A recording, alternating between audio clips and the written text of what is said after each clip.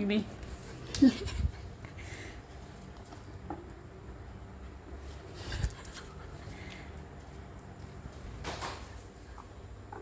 Yung mahihirap siya pala siya kung hindi mag-aama. Sino sis?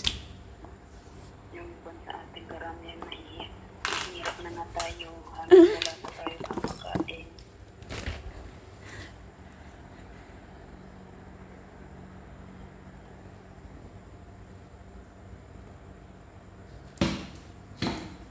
Paano magkaanak si Alex?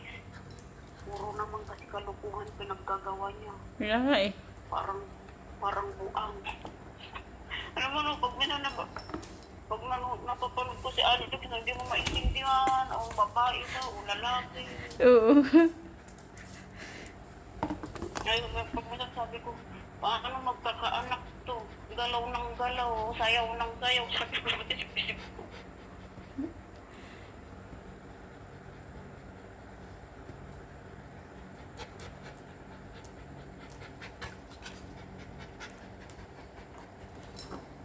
Pero meron pala talaga mga puti rin sis na ayaw nila naka-damit ka ng sexy, yung nga naka-spaghetti ka, gano'n nga, yung naka-shoot ka, may puti pala na gano'n.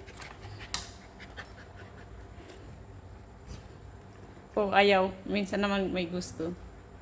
Yung mga iba gustong gusto, pasiksi ka ng pasiksi, makikita na yung didi mo, gano'n yung mga iba rin. Oo.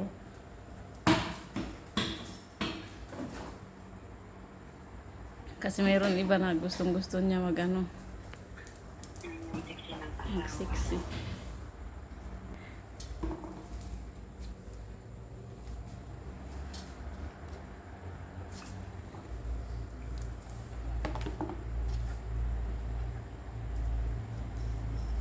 Ang didilitin na ni Tata ang social media namin, sabi naman gano'n.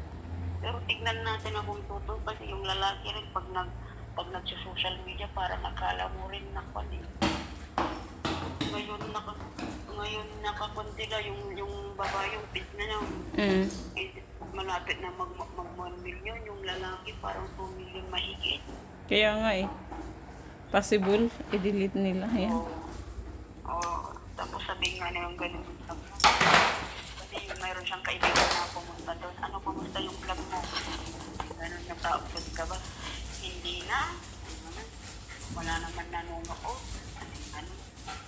Uy, double.